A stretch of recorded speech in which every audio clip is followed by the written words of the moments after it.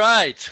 It's 1 o'clock after. This is our last cluster meeting of the day. Thank you all for coming back. The topic that we picked for this is beyond the lecture. So a lot of faculty learned Zoom and planted themselves in front of a camera and talked. There are other ways, of course, to engage students beyond talking to them through a video camera, and we explore some of those experiential and alternative ways in this session. So we've got online conversation spaces encouraging meaningful dialogue on chat boards with Jill Smith from Georgetown and Will Monroe, from LSU Law Center. And then we've got a couple of videos, but we have the speakers, or most of the speakers here, to answer questions and provide additional commentary. Moot Court plus pandemic equals new future. Tessa Dysart from the University of Arizona, Rogers College of Law. And looking back on spring 2020 and moving forward, Kim Edwards and Mason Ramsey and Carl Ham from the University of Richmond. We got the Richmond crew here. Don't forget Paul Birch. And Paul Birch. Man, I forgot to put you on the agenda there, Paul. But that's okay. I'll fix that as soon as I turn it over to Jill and Will. Go for it. Great. Okay. I need to share my screen there, Elmer. Elmer. Oh, he left too soon. All right. Paging Elmer. He always. Yeah, sorry about that. Thanks, I always Elmer. forget to do it. Yeah. Thank you. Okay, so can I share my screen? Yes, I can. Oh my goodness. All right. Share. There it is. Right, there it is. Excellent. Okay, so as John mentioned, I'm Jill Smith from Georgetown, and I have with me my colleague Will Monroe from LSU, and we are talking about online chat boards. And we both have experience in this. I have experience as sort of a triple threat, if you will, having formerly been a musical theater major at Syracuse University. This is not singing, dancing, and acting. What this is I have been a student using these tools. I have worked as a TA for a professor who used these tools. And as a professor myself, I have used these tools. Will is currently using them in his classroom. It's been a few years for me. So you get the old school approach and you get the new school approach from Will. And with that, unless Will has something additional to say, we'll dive right in. Nope, I'm getting the high sign here. Okay, so I think everybody's overthinking this way, but I just kind of wanted to address a couple of the fallacies of online learning that I used to always see. If you ask people what they thought of online learning before this past semester, they might say two things. One, it's easy. Two, it's scalable. You know, it's kind of understandable at first blush because we're used to thinking about computers as labor-saving devices, right? But computers don't substitute for learners and learning. They are a tool for learners and teachers to use. So there are some things conversationally that do not happen in an online environment that happen quite organically in a live classroom where everybody's actually physically present. And you actually have to re-engineer some of those things back into the classroom in order to get true engagement. So why use a chat space? Well, as you might have already learned, and Deb Ginsburg mentioned it earlier, synchronous learning requires what I call a nexus of privilege. And what do I mean by that? They need to be in a time zone that favors the class time. Deb mentioned a student in Germany, and the class time for them was 3 a.m. That's not optimal, okay? They have to have access to the right connectivity tools. They need the broadband. They need a computer or some sort of other device that enables them to attach the broadband. They have to have the physical ability or necessary assistive equipment to use those connectivity tools. And they need to be able to focus at that specific time without noise or other distractions, which we've seen does not happen when kids, roommates, pets, or even leaf blowers are in the mix, right? So asynchronous classroom discussions actually decouple privilege from the ability to learn, or at least those four privileges from the ability to learn. So what does the online environment lack? In the classroom, you have at least two types of social engagement that's lacking in the online space. First of all, you have those liminal spaces that you can really see it before and after class. You can see discussions, you can see people getting to know each other in these little tiny chunks. And then in class itself, people can see physically, how does somebody react to the lecture? How do they react to the other students, verbally and physically? What are some of the cues that they're giving off? Because not all of our students know each other, and we sometimes think they do, but they don't. And to come to a virtual classroom full of strangers without any of these social cues to guide them. There's a certain element of trust that gets set by these interactions. And then there's also immediacy versus permanence. The ability to speak off the cuff and not to have a permanent or semi-permanent record of what you said can mean students offer thoughts and experiences as they think of them and more fluidly, which is not present in the online chat environment.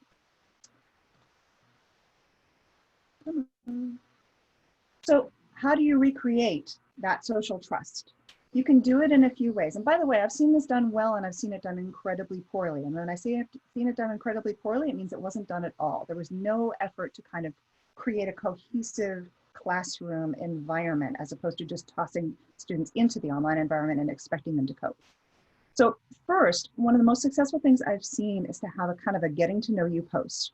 It bridges the gap between instruction and social. Have an introductory questionnaire of sorts. You know, you can ask sort of non-prying, non-personal questions. I used to enjoy, if you were to go anywhere after graduation as a special gift to yourself, where on the planet would you go? Those sorts of icebreaker questions can really kind of get people, you know, loosening up a little bit, thinking more socially. Then have them meaningfully comment on their classmates' posting. And this is very important in order to really engage dialogue and not have people just on blast, okay? This will get them to feel more comfortable around each other. You'll get some people going, oh, you wanna go to Cinque Terre too? Isn't it amazing? Did you see the documentary on travel to Cinque Terre? And it will also introduce them to the structure of the virtual classroom discussion going forward, which I'm going to talk about a little further. Lastly, answer that questionnaire yourself. Model the kind of engagement you want to see, you know, and without stepping on toes, do some meaningful discussion back as well. So I mentioned the initial post and the response follow-ups. And this post and respond structure is helped if you actually have a structure. You have two deadlines, at least two. One for the initial comment, and the second for meaningful responses and discussion. And you can also require multiple days worth of login and participation. If you have a small enough class, I get it, not everybody has a small classroom, and we're gonna talk about bigger classrooms later. But if you have that kind of, you know, small seminar environment, you can have this kind of multiple logins. Sorry, that's my Slack telling me that people are tweeting about my presentation. Isn't this fun feedback? Immediate. So in order to help students with possibly their uncertainty about, well, what does meaningful mean? And you know, what are you looking for in terms of discussion? Do have a detailed rubric and share it with your students. In order for them to participate meaningfully, they need to know explicitly what your expectations are. I mean, because this especially is a problem implicit in law students. If there are too many specifics in the rubric, you get without indicating that there's a range of ways of responding and good, correct responses, you might get overly mechanical responses from students. So think about it and think about it organically and calibrate it to the way you've seen students respond to expectations in the past. There also can be a first mover advantage problem. I know, thanks to Will, that Moodle, for instance, has a Q&A module where you can have students all have their initial postings blind, and they're not able to see or respond to any other postings until they've made their initial posting. Beyond that, there's probably other tools like that in various LMS platforms, and you should check with your administrators of those platforms to see if that's a possibility, if that's what you want to do. And I'm going to hand it over to Will for at least one slide for a book recommendation. Real quick recommendation. You can go looking and find excellent rubrics for discussion forums out there, but you will spend time trying to refashion them to fit your circumstances and your expectations. So this book, Introduction to Rubrics by Stevens and Levy, I've used with my faculty at the Law Center to it was very popular in some of the workshops that we gave. It's really the first 30 pages of this book that has sold it for me. And it's a simple 4-step guide to creating rubrics. It is not as hard as you think, although it takes a little bit of time. And those 4 steps are reflect, to kind of think about, take time to reflect on what you want from students, why you created that assignment. What would be the highest expectations you would have? What would be the lowest, kind of the worst fulfillment of that assignment you can imagine? And the second step would be listing that out, capturing the details, the skills, the nature of the task. And the authors then move you towards expressing it, these details, this list as a series of goals. And then that third step is grouping those goals, labeling them. And by that point, you're almost at your rubric. You basically have an analytic rubric set up. So just a real quick tip for a book that we found effective for this sort of thing. Great. So one of the other things that we did was we chatted with the professor that I used to be a TA for at the University of Maryland's I School, Professor Dysart, who was very helpful and shared some of his rubrics and some of his other documentation with us, and shared with us how he thought about making sure that these dialogues were meaningful. And in some of the materials he gave us, we found this equation, which made us both go, ooh, now I'm going to have you probably all say, what does it mean? I'm going to tell you. So what is A? A is acknowledge. So you acknowledge what has grabbed you out of the comment that you are responding to, okay? Second, you build on that. What do you have to add to that? And in doing that, you have your own opinions and your insight, and or support from course readings or other academic texts, and or a specific example from your own experience. So building can be one of these, it can be all 3 of them, it can be 2 of them. And lastly, have a conclusion. Wrap it up, tell people what you expect them to really take away, the kernel of what you mean by this particular. You all of these marks, you will have a substantive response. So hopefully if you were to give students something like this, they would be able to see with some amount of flexibility, oh, this is what's expected of me. Definitely not, oh, great point, or I disagree, or those are not substantive. I think we can all agree.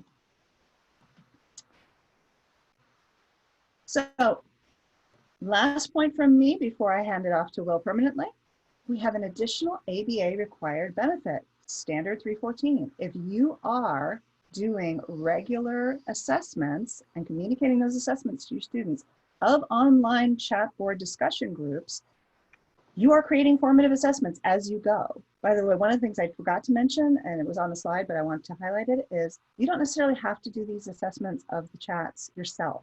If you have a TA or a fellow, that was my job when I worked for Professor Dysart. I loved his rubrics because they were so clear. They made assessing all of the student discussion very easy for me, and I adored him for it. So if you have a clear rubric, you can also hand off some of the assessment load, but you can satisfy standard 314 by using online chat rooms and doing continual assessment. Will, over to you. Okay, so I think the next slide is on tools. Oh, sorry, it's mine still. I'm sorry, it's still mine. We've had very little rehearsal time.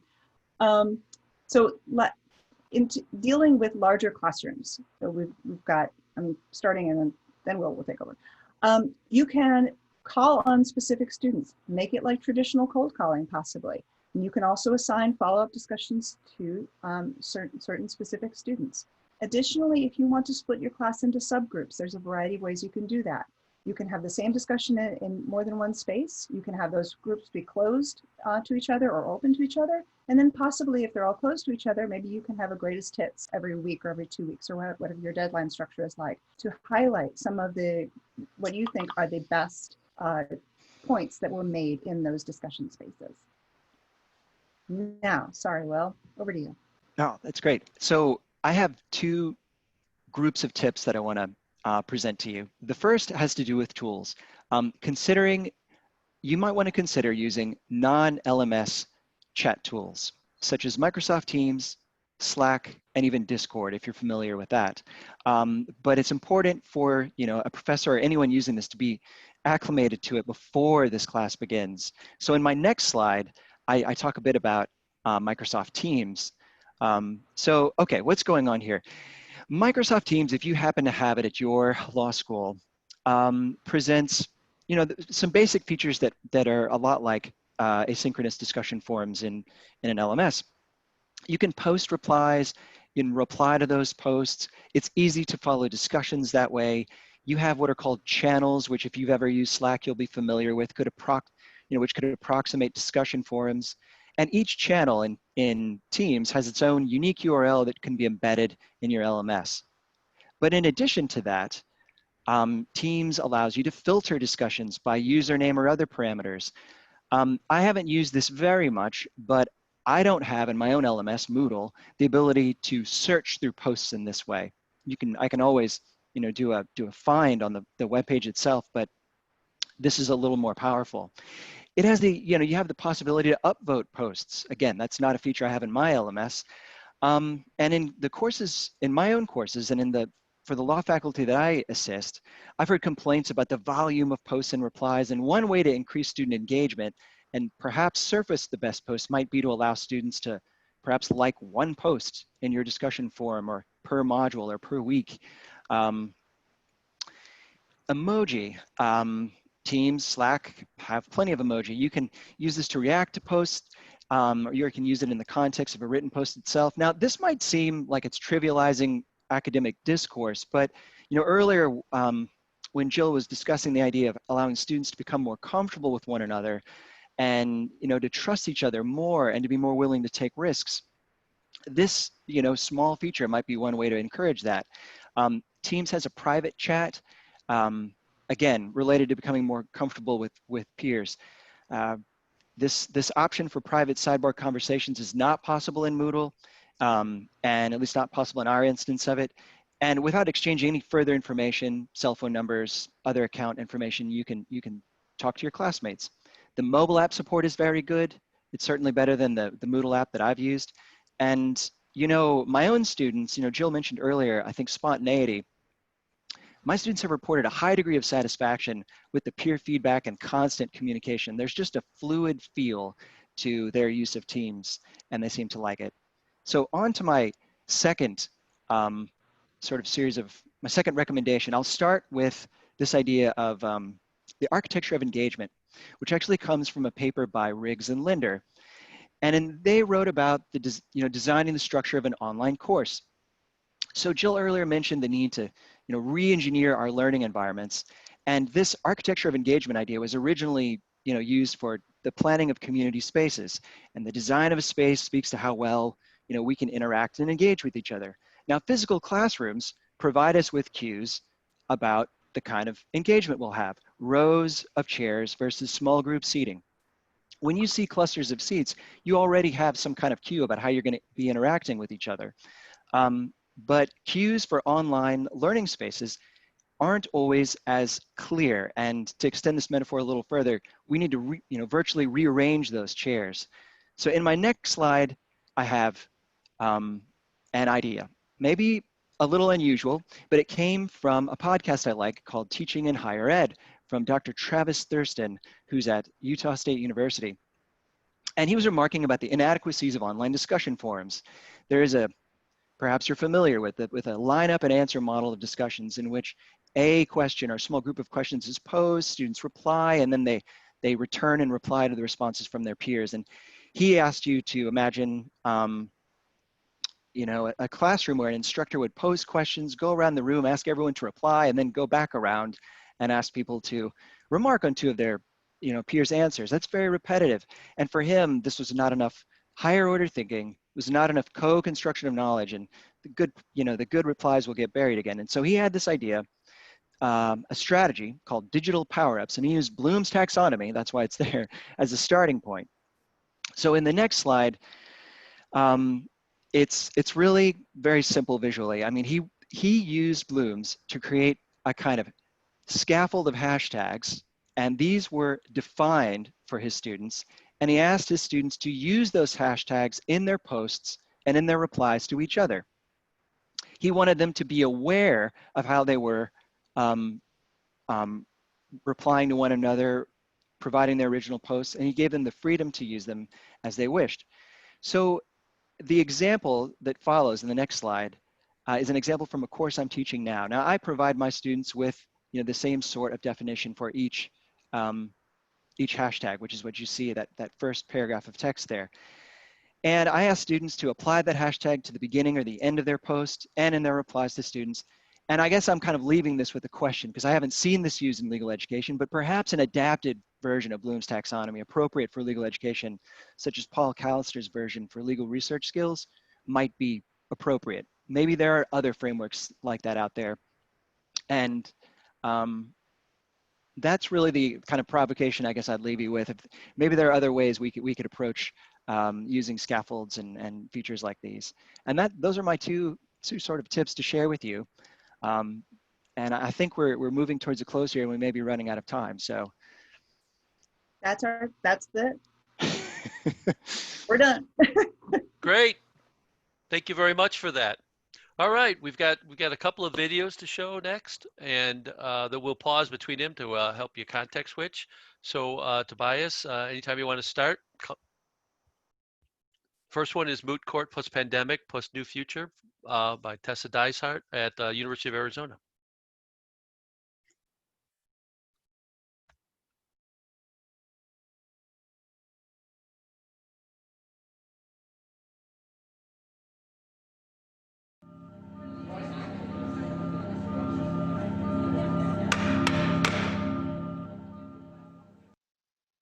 Hi, my name is Tessa Dysart. I'm the Assistant Director of Legal Writing at the University of Arizona James E. Rogers College of Law. And I'm here to talk to you about running a moot court competition during a pandemic. This presentation is based on my experience running our intramural competition this past spring. We were on spring break, March 9th through 13th, when our university announced that it was moving to online classes. So the students were who knows where, with no textbooks, possibly not professional attire, and we had a lot to do to transform our competition from an in-person competition to an online competition.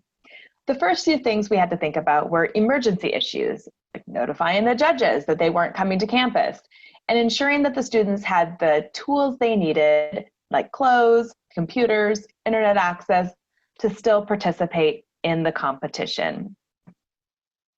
My presentation today is going to focus on a couple key points. First, we'll talk about preparing for the competition. Then we'll talk about running the competition. We'll talk about the final round, and then I'll provide some final thoughts. So in preparing for the competition, the first important thing to do is to assess your tools. And you have many tools. I think one of the key tools is your students. Our competition is managed by our Moot Court board, which is a group of 3L students. So I had 7 students who are willing and able to help me run various aspects of the competition. These students could contact the other students, the participants, to reschedule rounds. They could schedule the different Zoom rounds. They could test technology with them. And they were a huge asset for me. The other tools are your judges. So most of us have a list of in-person judges who faithfully come every year to judge our competitions. And those judges are great. But I found with the stress of the pandemic, not all of them wanted to still judge after we moved online. And some of them just weren't comfortable with the technology. Towards the start date of the competition, I realized that there was a whole nother universe of judges now that I could access. Our graduates who weren't local, my friends who are now judges, judges that I work with up in Phoenix, which is a 2-hour drive from Tucson. And that was a huge asset to bring in even a wider group of judges to help run the competition. Another key asset is going to be your colleagues, whether that's your IT colleagues to help you devise different scoring methods, or your teaching colleagues to step in and start particular rounds. And so you have to know what your tools are before you get started. The next thing you need to do is set your schedule. Our competition was rather small. We typically ran 4 rounds each night, and we would have 2 panels of judges who each judged 2 rounds. Although our panel arguments started at the same time, both rounds started at 5:30, one thing that I would definitely do different is to stagger the start times. I liked to zoom into to each round as it started to make sure that everyone was there, that the technology was working, that the bailiff's technology was working. And you can't be in 2 Zoom arguments at the same time on the same device. And so it ended up being complicated with my laptop and my tablet up in different Zooms. So if I could do it again, I would stagger the start times just to make sure that I could be there, or I would have a colleague Zoom into the second argument. I would also have backup judges. So we had one time where a judge was just a no-show, and 1 or 2 times where the bailiffs had technology problems. And it was important to have someone who could step in and be a backup judge or a backup bailiff just in case those issues arose again. And then finally, be sure to set up different Zoom links for each argument. This allowed the students in the second round to zoom in early and be ready for when the judges were ready to come in and start their round. And that the second round of advocates wasn't interrupting the first Zoom practice or hearing the feedback from the first round. The next thing is to know your technology. And I do have a few setup tips. This is one thing I didn't do, but I would certainly change next time, is to share a background with your judges and your students. And it could be different backgrounds, but here I have the background of our Moot courtroom at the University of Arizona. And we saw some interesting backgrounds in the competition from students and from judges. And I think overall it would be much more professional if the students are arguing from home to have a shared background if they have that capacity. If they can't use a background, remind them that everything behind them is visible. And if they, happen to stand up, they may reveal that they're dressed less than professionally on the whole body. Encourage them to test out lighting. I found very quickly that front lighting is way better than back lighting, which makes the advocates appear dark. And so having the ability to test and plan ahead and to share those tips with your judges are very important. Have advocates practice sitting or standing. I've seen tips from various individuals who've given Zoom arguments to not change your posture. It's too distracting. So to choose to either sit or to stand for the entire round. My Moot Court board gave practice rounds for the students before our competition started, and this was a huge asset. They were able, none of us at this time were really familiar with Zoom, and so they were able to tell me the things that worked and the things that didn't work. So they encouraged me to tell students and judges to wear earbuds or headphones to minimize outside noise, to minimize internet usage while the round was going on. So being sure your spouse or your partner or your roommate isn't streaming Tiger King in the background when you're trying to, in the background or even in another room when you're trying to do your Zoom argument. And then they told me to use gallery view so that you could see the judges and read body cues with respect to when questions might be asked. Be willing to test out the technology. I offered for all of our judges to do a practice round with them to make sure Zoom worked, to make sure they had it downloaded, and I had many takers. I did it during the day, I did it in the evening, I did it during my toddler's nap time, and all of those tests really made sure that we had a seamlessly running competition and final round. Learn how to use an online timer. I greatly regret not learning how to use an online timer, and I'll discuss that a little bit later. And then finally, create an online score sheet. This was another huge problem, especially as we got to the elimination rounds, where I needed to know quickly who won so that the students could prepare for the next round. I just used our same score sheet, and I emailed it to the judges and told them to get it back to me in any way possible, whether that be a text message picture, emailing it back to me, scanning it to me, carrier pigeon, anything that worked. I even told them they could call me and tell me the scores. But I still had problems getting score sheets back. So planning ahead, I plan on asking our IT to help me develop some sort of online that the judges could fill out that could then import into our ultimate scoring rubric. Now let's talk about running the competition. Starting the rounds. As I mentioned, you can't be in 2 Zoom meetings at the same time, and you can't clone yourself to be in 2 Zoom meetings at the same time. So I had the bailiffs create all the links for the rounds so that I wasn't sitting at a computer creating 100 Zoom links. But I had them add me as a co-host so that I could Zoom in if there were problems and Zoom in at the start. I would divide, if you have a large competition, divide the rounds up between you and some of your colleagues to serve as co-hosts to be able to pop in at the beginning of a meeting sure that everyone's running seamlessly. Staggering rounds, as I said, would be another great way to allow you to be in as many Zoom meetings as possible and ensuring that every meeting starts right on time. Ask everyone to Zoom 5 to 10 minutes early, and then use breakout rooms to separate your advocates and your judges. This makes sure that technology is running. You can give them lighting tips, some standing tips, or saying, do you really want that flicker in the background, personal family photo in the background as you this round? And those were things that we utilized. Our bailiffs keep time using scorecards or just simple hand signals. We found out, and I found out in the final round, that when I held up my scorecards, let's see if we can show it here. Oh, it's going to work today. But my scorecards using this same background in our final round, I was too washed out and they didn't show. So I ended up having to use hand motions as a timer.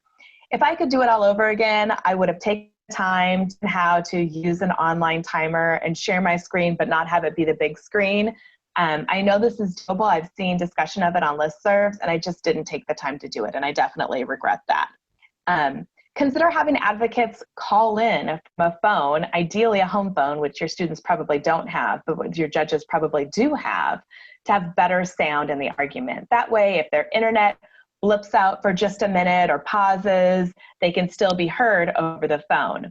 Now, this may not work as well with a cell phone, but it's certainly doable with a home phone.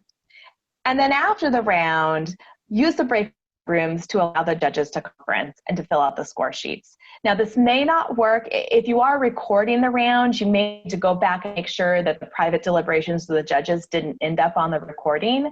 But in IT, or if you're really tech savvy, you can edit that out of a final version if you're sharing it with your advocates. So finally, let's talk about the final round. Here's a picture of our final round. We were really fortunate to have a federal district court judge and 2 state Supreme Court justices. Our problem was an issue of state constitutional law, and then our 2 advocates. Again, be sure to test it out with your judges. My judges weren't super familiar with the Zoom, and so we did a couple tests to make sure that it all worked seamlessly.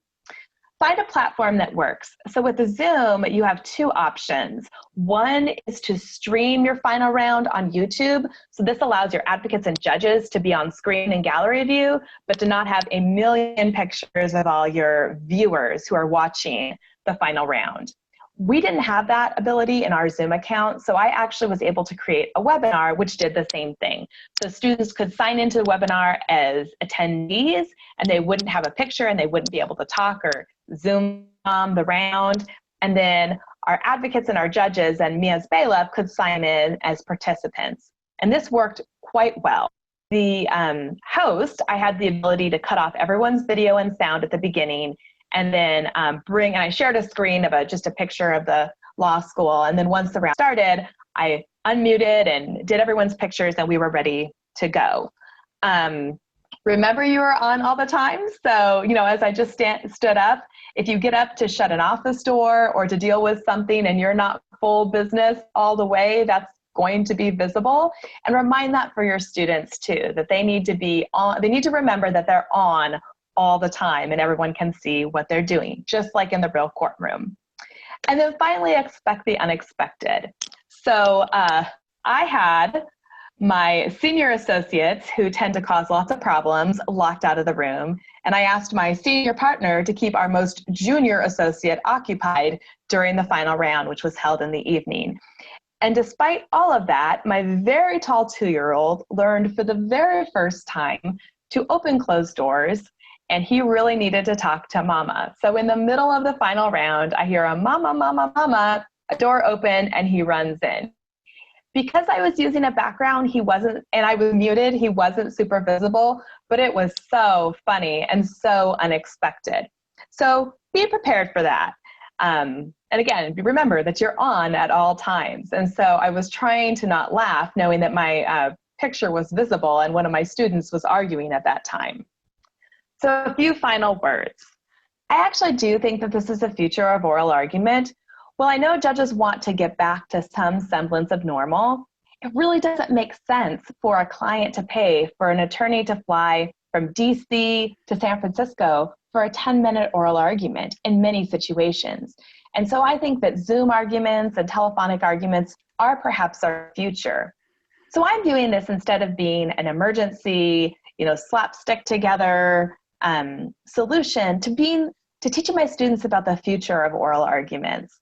I'm excited to try this again, perhaps this coming spring, or, ideally we'll be in person.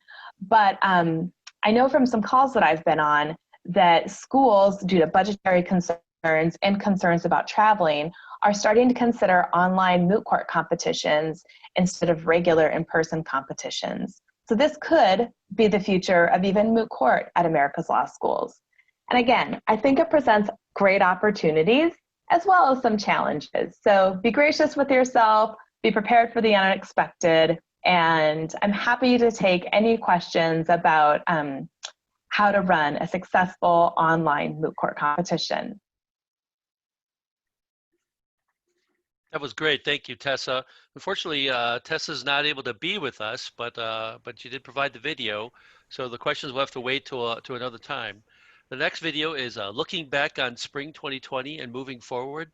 I'm not going to read all your names. No, I will. No. Kim, you can all introduce yourself. The crew at Richmond. Yes, So, the crew at Richmond. My name is Kim Edwards, and I'm the Director of Technology Services, and I have with me Paul Birch, and I'll let him introduce himself.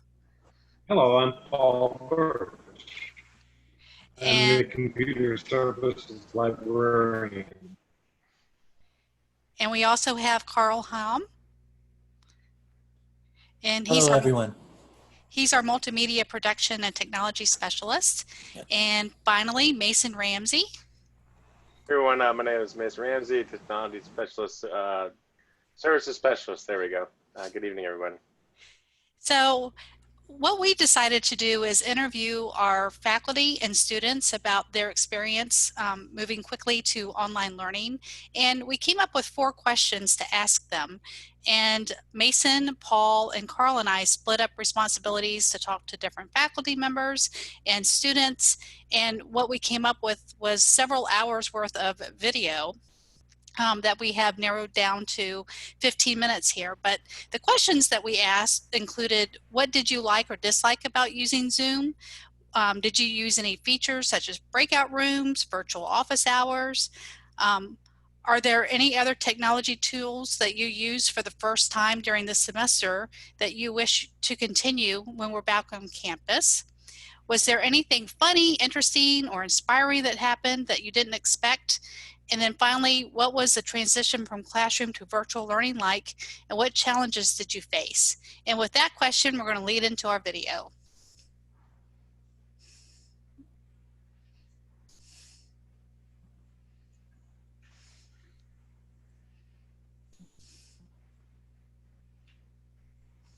Sometime in mid-March, the University of Richmond School of Law moved to completely online teaching due to the coronavirus pandemic. Here are some of our faculty members and students' experiences. We did emergency online learning for 6 weeks, and if we have to do it again, we all want to do it better. I haven't talked to anyone who said, that was great, I did it perfectly, I knew all of the best practices, that was the best semester of my teaching career. I heard mostly the opposite. So I think we're definitely going to see more faculty interested in online learning techniques and thinking about how to do it better for a context that is not emergency, but for, hey, we're ready for this if we have to do it again. I wanted it as much as possible to be a space where we weren't talking about all COVID-19 all the time, and where we could try to get back into that space where we all talk about cases and doctrines and the effects of them to give them an escape in some ways from the pandemic. One of my students had a dog who would only come towards her or jump on her when she was participating, and she was one of my best participators in the classroom. So that was kind of fun. Our final review session, we did a little bit of final review, but just a happy hour. And we went around and I asked them all what their perfect day after this was over would look like, just to spend a little time together informally and unwind a bit after a super stressful experience for everyone. The transition was interesting, obviously, to say the least. So I did the lectures, which are obviously asynchronous and they could listen to anytime.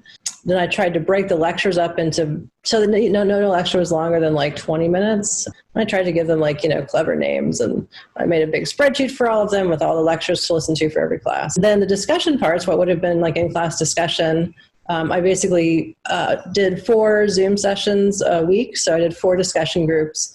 And the point of doing 4 was just to have smaller groups, since it's a 90-person class. So it was the same discussion group just for 4 times. So it was smaller, more manageable. People could feel like they got to talk and feel more small group. I already had PowerPoints for the course. I took the PowerPoints and divided them up by cases.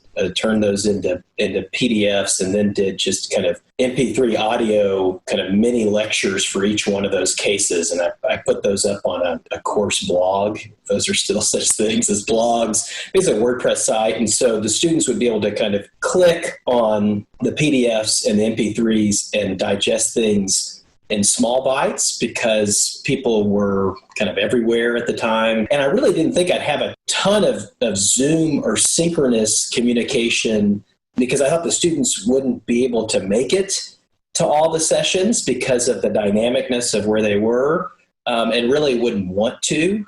I was wrong in that regard. My views of the 2 courses were very different as to what we needed to kind of get done.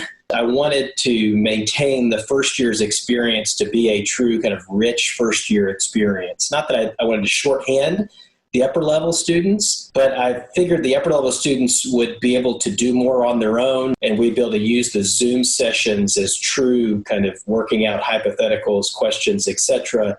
While maybe the live sessions for the property students would still be some lecturing. My course luckily already had built in many kind of evaluation and assessment modules, either multiple choice or writing assignments, because it allowed me to do 2 things. One was it allowed me to know that they were kind of, this sounds bad, still alive, right? Still out there and connected to the course. But secondly, it really gave us something to discuss during the Zoom sessions. I think the hardest part was maintaining that connection, because we're all these kind of little bitty silos on a screen. And I think this is where having these kind of communal exercises maybe made it better. I think this still is the tough part of Zoom. It's the kind of speaking into the ether, and everybody in their little boxes, and we're not all really in a room together.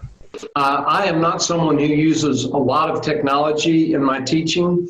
I use PowerPoint in the classroom, and I do post assignments on Blackboard and that sort of thing, electronic Blackboard.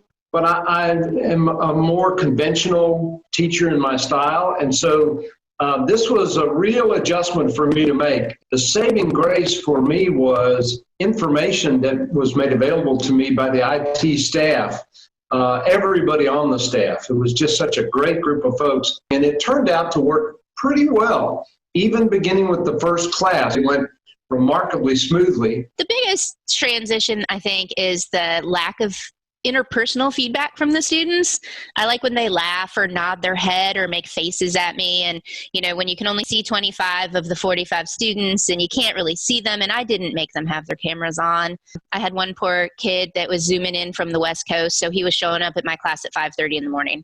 I don't want to see his bedhead. It did feel like a challenging transition, and it's hard to separate the tension and uncertainty of the pandemic itself from the tension and uncertainties of transitioning to virtual teaching, learning Zoom itself.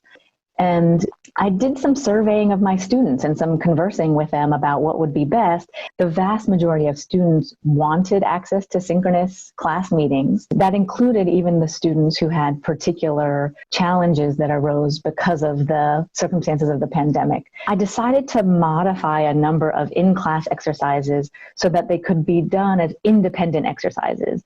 And that took some time. Somehow, I think, at least it felt like for me, we were able to both be real about difficulties that we're all facing while maintaining a commitment to and a living out of the learning objectives that we had all set out to achieve at the beginning of the semester together. I decided not to use Zoom because of several reasons. First, I think that distance learning is not is anywhere near as good as in-person teaching and learning. So have not used Zoom specifically before, but I have been at meetings where there was a similar technology, and it's okay, but it's still not very good. I told the students everything's going to be okay. I'm going to try to make this into the equivalent of our classroom experience done online. Essentially a discussion of 50 with the criminal law students and a discussion of 10 with the voting rights students. In terms of technology, the folks here made it pretty easy to do. So that part wasn't a problem. Breakouts didn't quite work the way I tend to use breakouts in my regular class. We had class on April Fool's Day. I am not the world's most technologically savvy guy. Take that and recognize that as a consequence, they knew that they could get me. So we're about to start class, and there are a whole bunch of screens that have my name on it. They know full well what I'm going to do. I'm going to say, okay, I must have messed up somewhere. Oh, this is a problem. So I start just deleting people, just throwing them out. After about a minute or so, one of the students says, okay, it's an April Fool's joke. We all changed our screen names to your name. And the kicker was that once I threw them out, they couldn't get back in. I was definitely nervous when obviously this whole switch happened. I had never used Zoom before. I had never recorded a class remotely before. You know, I know we have faculty members who will record a review session ahead of time or a snow day class or something. I'd never done anything like that. So I was a little nervous between teaching on Zoom or teaching in a big socially distanced classroom. I don't know which one I would pick. I mean, I think there are benefits to Zoom for sure. What I tried to do, knowing I had limited time, was to try to use familiar technological tools so that I could spend most of that time trying to figure out how to kind of convert the content and the substance. I had always used a lot of PowerPoint. I'd used polling software. I always recorded my classes using Panopto, and I could edit those already. And so I tried to stick with those familiar tools, which essentially meant that a lot of my classes were asynchronous. I recorded sort of short mini lectures with accompanying PowerPoints. And at the end of each, I would ask them to go do some sort of assignment or task or answer an online quiz, and then come back and sort of watch the second half of the class. So that was my approach, because I had some apprehension about how much learning would take place if I simply transported the in-person experience to a live virtual experience. All of us were thrown immediately into this. And we had very little opportunity to survey best practices for online instruction. I knew the interaction had to be different, but at the beginning, I didn't really know how. One thing that came up frequently in this discussion was whether law students would be able to distinguish themselves in a system where everybody got credit for passing a course. And so one thing I decided to do with my small class right away was transition to a system of multiple different kinds of assessment, a writing assignment individually, a team writing assignment, and then an oral final exam on Zoom where I decided to take advantage of the Zoom format. I was really pleased we had the opportunity to do it. I mean, I don't know the timing, but probably 10 or 15 years ago, this would have just been completely impossible. In the Con Law 1 class, I found the participation did drop off. Nearly 50 students made it a little more problematic to have a discussion-based course online, but it was okay. I had to have longer pauses in order to elicit student comments, but I see that as okay also. Having pauses if students are engaged is an opportunity to really think about the questions we've asked. The thing that I found the most challenging was having basically nothing that I could use to monitor what the students were doing. I also do a lot of poll everywhere questions in class, and so I continued to do those. It was a way of making sure that all the students were engaged and learning the basic concepts. It was definitely hard to establish the same rapport over Zoom with students. It just feels more distant somehow. In my seminar, I freely used the chalkboard. I would just be walking around in a circle. We had 2 chalkboards, and I would constantly be writing on it. And that's something that was hard to transition onto Zoom. I know that Zoom had a whiteboard feature, but writing on a laptop screen was just not as natural to me. At first, I thought this was going to be really easy. We sometimes use Zoom in the clinic anyway to connect with clients who are out of the area. So it wasn't all new. So I thought, hey, this is going to be a piece of cake. The hardest thing I'm going to have to do is rearrange all the things that were going to happen in person, field questions. I use the chalkboard a lot. I have a conversation, and it did not flow. And also, me trying to write on the Zoom whiteboard was a source of great hilarity.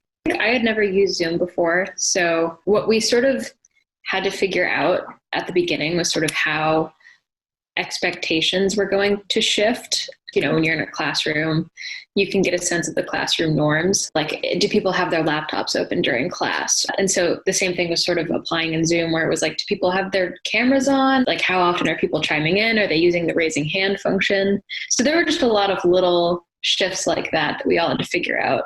The technology didn't affect, I don't think it affected anybody's learning except for the fact that just there wasn't a person right in front of you. I think people liked the face-to-face, and they were probably just sort of grieving the lack of face-to-face, and that's why there were issues. When professors are sharing a PowerPoint and sharing their screen, they can't see student videos anymore.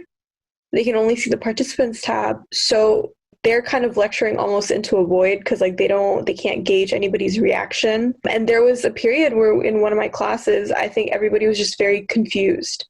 But because our professor couldn't see our faces and it wasn't like a in-person instruction, it was a little more awkward to kind of, like raise your hand virtually and be like, wait, no, we need to slow down. I am a very participatory learner.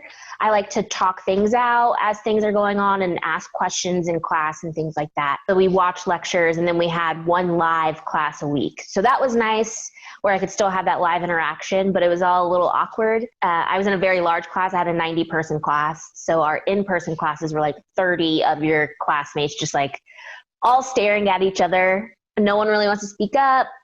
Sometimes the videos, just the way that the technology works, people would start talking over each other and everyone would cut out. But at the same time, my specific professor, she was outstanding. She made it as comfortable as she could.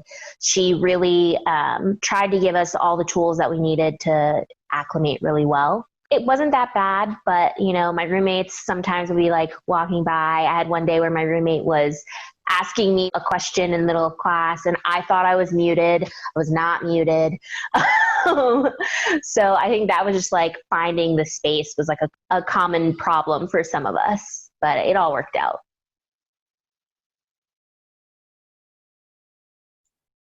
Oh my God, that was amazing. You guys packed so much information into that.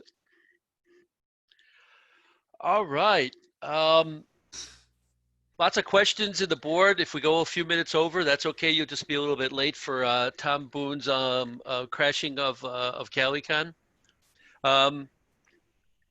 Almost don't know where to start. First of all, Tessa, sorry, I said that Tessa wasn't going to be with us, but she actually is with us, and that's fantastic. On using probably some old telephone technology.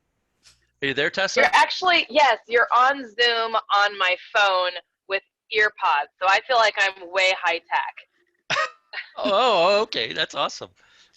So the first question is for you then.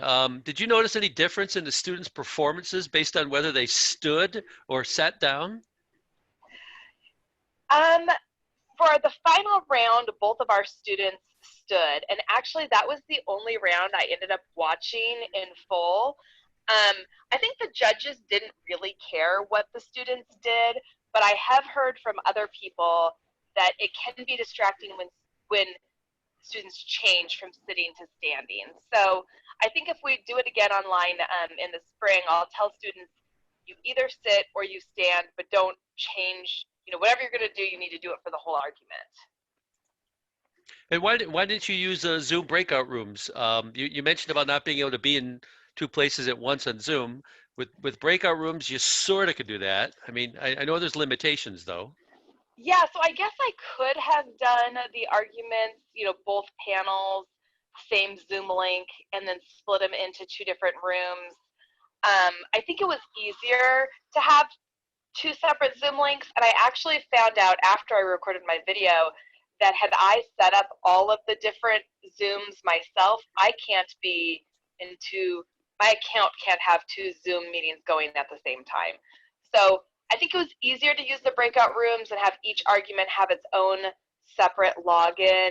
There's just less risk of problems there. Great. Now, Jill and Will, I know you answered this in the Q&A, but I'm going to ask it out loud because I think that there's an interesting discussion there. The question is from Jennifer Laws. Yeah. Let me paraphrase. Has anyone successfully fostered social engagement via discussion boards, but still preserving the one big deadline per week? So I did respond to that. I think my internet blipped. I was like listening on, everything was going great, and all of a sudden everything went down. And at the time I also was looking at Twitter and that crashed too. So I think my Wi-Fi just went. The problem with the one big deadline is that you end up with a sort of a land grab at the very, very end. And so you've got a bunch of people giving their first comment right up at the end of the deadline, and then there's no time for anybody to meaningfully respond. And there are a few ways of structuring it. You can say something like, within, you've got to have your first comment in by Tuesday, between Wednesday and Sunday or whatever, respond to 3 other questions or even 3 other responses. You don't necessarily have to respond to an initial posting. But unfortunately, yes, the 2 deadline structure might create some stress for some students, depending upon your expectations, depending upon how you lay them out, depending upon how clear you are. That can allay some of the anxiety about it, especially if you start with something that's a little bit social and a little bit more low stakes. Like this is, it gives them the sort of the rhythm of the week or 2 weeks. Maybe you have a 2-week discussion. I don't know. But there are different ways of structuring it. You don't have to have like first post Monday, second, post Wednesday. You can restructure it any way you wish, but I would worry about the land rush at the end of the single deadline. So let me stick with you, Jill and Will. Early in your talk, you had a great turn of a phrase. It was, and I'll probably get it wrong. You have to re-engineer the interaction that is normal in the classroom, but in the online space. Right. Which I thought is a beautiful way to put it. You have to pull more from the students because of the distance. Can you talk more about that? Well, it's funny because I've participated in online chat spaces in a variety of functions, and it's obviously it operates best when you have a really personal stake in whatever you're doing. So like, fandoms are famous for being both really, really high engagement, but also really toxic for the same reasons. But they also end up over time sort of accreting social norms in those spaces. This is what's acceptable. This is what's expected. You don't have time for those social norms to accrete when you're dealing with, a few months of a classroom environment. You need to literally, as I said it, engineer them up front. You need to think about them and you need to lay them out as expectations. This is the way the world works in this space. And the clearer you are, and with a certain amount of flexibility built in, which is why I really like that equation, because there's flexibility built in, but there's still expectations built in to that equation in terms of what does meaningful response mean. You have to be very, very intentional about that, and it's not just going to happen because you do not have time. Exactly. And Will, there actually are norms for communication in online chat rooms. Maybe too many of them if you're on Reddit. You mentioned emojis, but there's memes, there's pun streams, there's jokes and things. The problem is this is not evenly distributed, and we're all negotiating new language for classroom chat, especially the faculty. I mean, are we going to have a new language around how we talk to each other in legal education? I don't know that I'm qualified to answer that question, but I think that what you're reminding me of is this simple idea just of using emoji in communications, and how I can see some of the faculty that I work with just simply rejecting that. But I think that it's simple. Everyone understands what they mean already, or that there's some kind of emotional inflection you're adding to your communication, which can make people more comfortable and, like Jill described, willing to take risks and learn more. So I guess in the narrow sense of answering discussion forums and participating in chat spaces in legal education, I can see that. I mean, it's not a new language. That's just kind of importing some of the informality that exists there into more formal kind of, but again, if you're thinking about students trying to construct some of this meaning together, or some of this knowledge, maybe knowledge is not the right word there, but that requires, trust and kind of the sense that we're in this together in some way. So I guess I'd want to kind of lower the formality there. And I guess that's probably something that would be a little controversial with some of the faculty I work with, but I actually think there it will work. So just be clear. I guess you'd probably want to be clear about the kind of register you're using, right? Like when we're talking about discussion forums here, it's over here. Perhaps in your paper, it's over here. Perhaps in your practical kind of writing assignment, it's over here. I don't know. I'm not a legal writing, instructor or professor or anything. So that's my take on it, though. Well, just to respond, when I watched some of the videos of judges who were talking about Zoom court cases, they admitted that things got a lot more informal because we're all doing this new thing together, and they, at least the ones who were presenting, were like happy for that they could lower the level of formality and get more into the work that needed to be done. And I thought that was wonderful to hear. John, this is the first time I've dressed like a grown-up in 2.5 months. And I'm wearing a green unitard. So, so Richmond folks, you guys. So I'm gonna pull something from the previous cluster about IT teams. It looks like you guys had a lot of fun talking to a bunch of faculty. And that you were the heroes. I mean, you pulled it together and got them online. And I mean, I was surprised to hear the guy say, "Well, 15 years ago you couldn't do this," but but apparently they felt like it wasn't that hard. And I know making things easy isn't easy.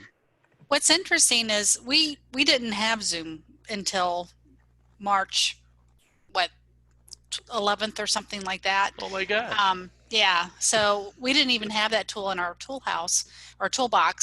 But Carl and I had been working with the associate dean a few weeks before that, and it's like, so what if this thing really does go south? And we do a lot of class recordings using Panopto already. Carl he automatically records a bunch of classes, and so we had that tool. We have some faculty that already knew how to flip their classes using Panopto as well, Panopto desktop.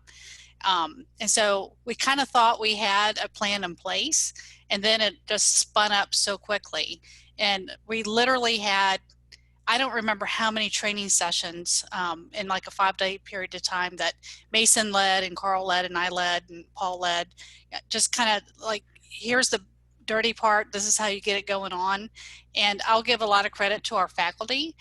They took it and ran and figured out things that we hadn't even had a chance to figure out yet, so. And just to add to that thought, we spent so much time talking to our faculty about how to make it work in a crisis kind of mode that it just seemed like a great idea to round out the whole experience, to go back and talk to them again in a less pressured sort of like, tell us what you thought, kind of way. And some of the other epiphanies actually happened while things that we hadn't heard, or the perspectives that that each of them had that were so different was really helpful for us, and hopefully helpful for you guys too to hear.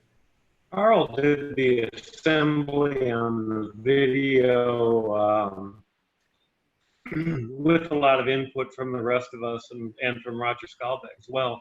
And I think what you saw there was very, very representative of a broad range of technical expertise from our faculty, not including at least one person I can think of who I'm mightily grateful was on sabbatical this semester.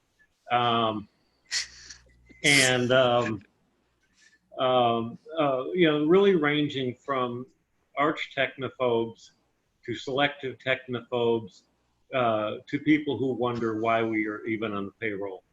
Well, we're creating a new language right here. And with the interviews, when we invited them to talk to us, a couple of our professors said, you know, I don't want to talk to you. It wasn't that great.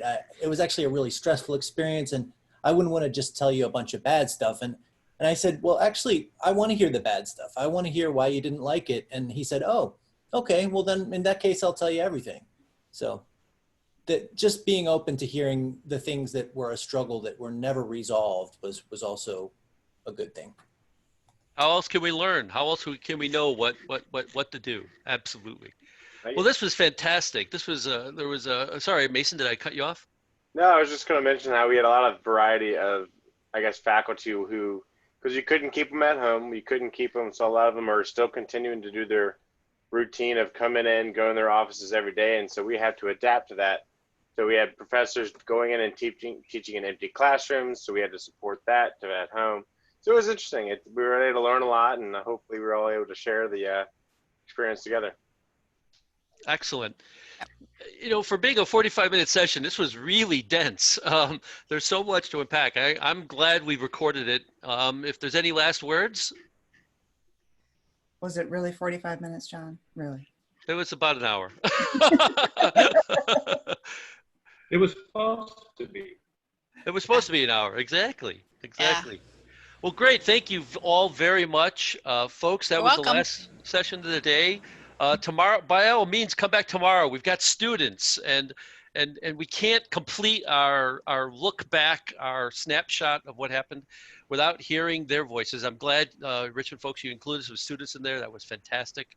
And of course, we've got Cat Moon coming as our closing keynote, and the raffle of the nerds. So, folks, thanks so much, and see you all tomorrow. Bye. Bye, everyone.